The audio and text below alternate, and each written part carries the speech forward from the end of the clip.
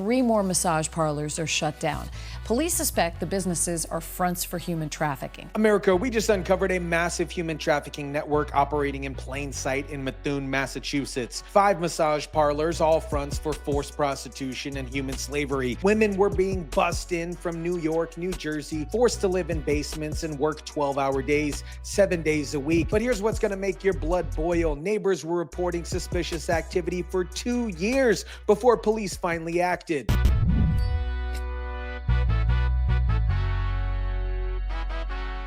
Now, police say they have arrested the manager of the spa, 38-year-old Zhu Ping Zhu of New York.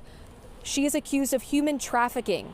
Methuen's police chief says a lengthy investigation was prompted by resident complaints. What is up, guys? Tyson De La Cruz here. Thank you so much for rocking with me. This story perfectly illustrates how sanctuary policies create environments where human traffickers thrive while law-abiding citizens get ignored by their own government. This is what happens when you prioritize political correctness over protecting the most vulnerable. Let me break down the scope of this criminal enterprise. This wasn't some random crime. This was an organized trafficking network with a clear business model. Women were being transported by bus from New York and New Jersey, housed in basement living quarters, and forced into actual slavery. The first location busted was Beauty Garden Spa on Wallace Street, where investigators found 2 women living in the basement under the most exploitable conditions imaginable. The Methuen Department of Health and Human Services and Inspections immediately ordered the business closed. But this was just the beginning. Within days, 4 more locations were shut down: Eastern Bodywork Therapy, Yellow Lily Spa, Lavender Spa, and Oriental Spas Inc. That's 5 trafficking operations in one small city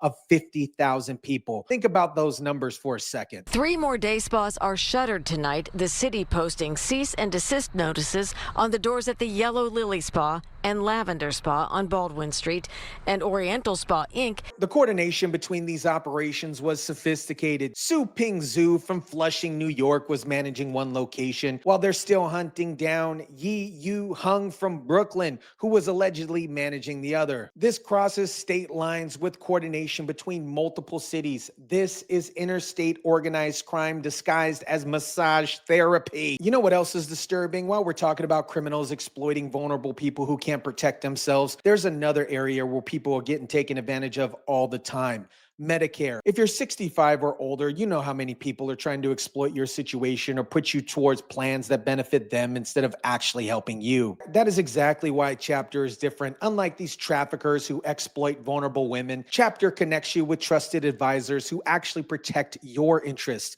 not the insurance companies. No exploitation. They won't manipulate you into expensive plans that make them more money. Just honest guidance to help you find the Medicare coverage that actually serves you. What makes Chapter trustworthy is they actually care about protecting you. Their advisors take the time to understand your specific situation, explain all your options honestly, and help you make the right choice. Whether you're new to Medicare or thinking about switching, they'll make sure that they're protecting you, not exploiting you. If you want someone who actually protects you instead of trying to exploit you like these criminals, call 270-467-0614 or go to askchapter.org/Tyson. That's askchapter.org/Tyson. Don't let anybody take advantage of you. Get the honest help that actually protects you. Now back to the government's pathetic response. Now here's where the story gets infuriating. A neighbor named Beth Foot was documenting and reporting suspicious activity for 2 solid years. She was taking photos, keeping notes, calling police, doing everything a responsible citizen should do. A neighbor says she's been documenting activity of the business for 2 years,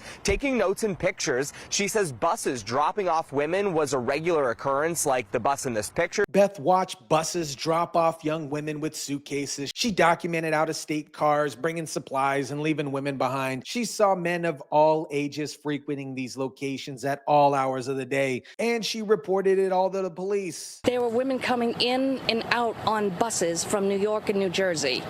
There were Asian young women coming through on buses with luggage. But it took 2 years for police to act on clear evidence of human trafficking. 2 years. How many women were trafficked while police were dragging their feet? How many victims suffered while bureaucrats processed paperwork? This is exactly the kind of government failure that destroys citizens' trust in law enforcement. Beth did everything right. She observed, documented, reported, but the system failed her and failed those victims. Investigators say a credit goes to alert neighbors who've been complaining about the illegal activity.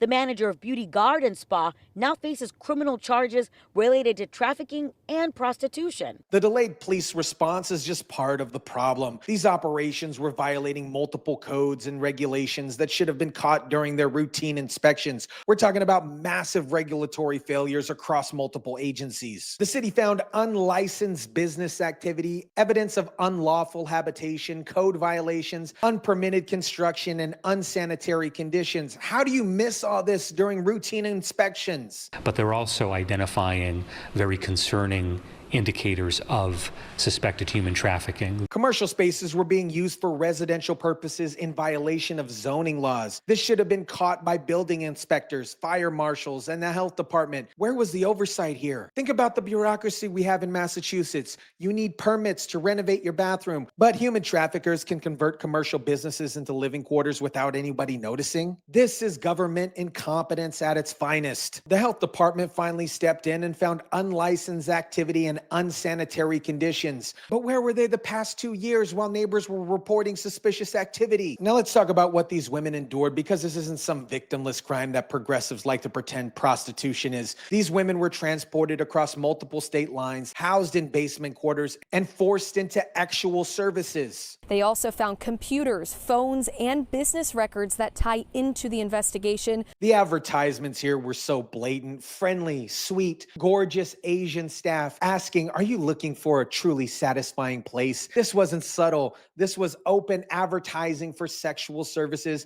and somehow operated for years without intervention. Beth completely understood what was happening better than the authorities. She would yell at the customers, telling them these women are being trafficked. She recognized that these weren't willing participants in some business transaction. These were victims of modern slavery. They're not here because this is what their dream was. They're here because they got caught up in something they couldn't control. Think about the logistics of this operation. Buses bringing women from New York and New Jersey, living quarters set up in commercial basements, multiple locations coordinating operations. These women were treated like inventory in a criminal enterprise. The police chief finally acknowledged what should have been obvious from the beginning. These women are victims, not criminals. It appears to be another massage parlor.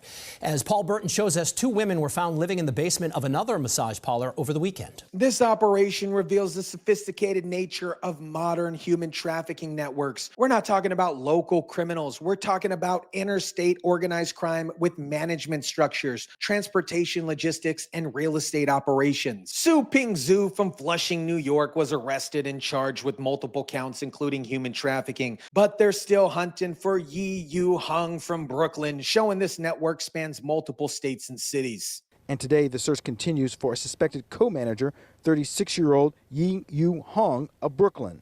We want to say to the people running these operations, and we know that there are others operating now within the city of Methuen, we want them to know that we're coming for them next. These criminals were making serious money off of human suffering. And here's what's particularly disturbing. The mayor admits there are other operations still running in the city. After busting 5 locations, they know that there are more. How many trafficking operations are operating in Massachusetts right now? If it's happening hidden in plain sight in a community like Methuen, I'll bet you it's happening in a lot of other places, and folks either don't know about it or they know about it and they're not doing anything about it. Now let's connect this to the bigger picture. Massachusetts has been rolling out the welcome mat for anyone claiming to need help, and criminals took advantage. When you can't enforce immigration law consistently, you create environments where human traffickers thrive. These trafficking networks exploited culture connections and language barriers to control their victims. Women who didn't speak English, didn't know their rights, didn't know how to get help. Traffickers used immigration status as leverage. Cooperate